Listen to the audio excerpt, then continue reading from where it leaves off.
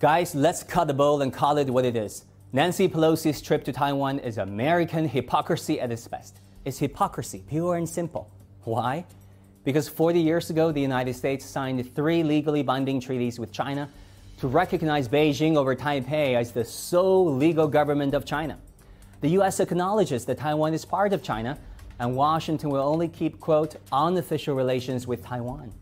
And then comes Nancy Pelosi, one of the most official public figures in the United States. That is the Speaker of the House, the second in line for U.S. presidency, visiting Taipei and shaking hands with the leaders of Taiwan.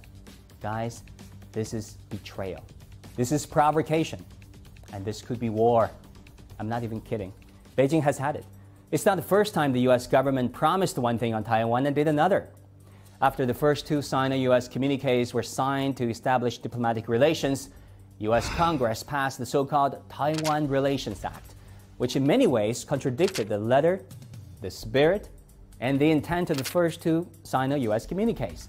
For example, it allowed arms sales to Taiwan and says the U.S. can intervene militarily in the island's self-defense. But excuse me, didn't you just acknowledge that Taiwan is part of China? A sovereign nation whose internal affairs are to be respected? And then came the 3rd China-U.S. communique of 1982, where Washington promised, once again, nice things, saying it does not seek to carry out a long-term policy of arms sales to Taiwan, and that the quality and quantity of the arms will reduce over time.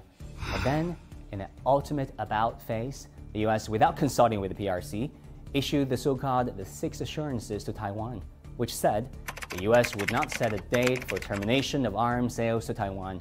And they added, there has been no change in our long-standing position on the issue of sovereignty over Taiwan. What on earth is that supposed to mean? Now, you know who's the grand master of double dealing. One justification for Pelosi's trip to Taiwan and for America's strategic ambiguity over the past decades is ever-increasing Chinese aggression. Apparently, some folks suffered from amnesia. It's not Beijing who started all this. In June 1950, when the Chinese Civil War was getting closer to be settled, with the losing Chinese KMT retreated to Taiwan, then U.S. President Harry Truman sent the 7th Fleet to the Taiwan Straits to stop the winning Communist Party's advances to regain the island, thereby forestalling the Chinese reunification.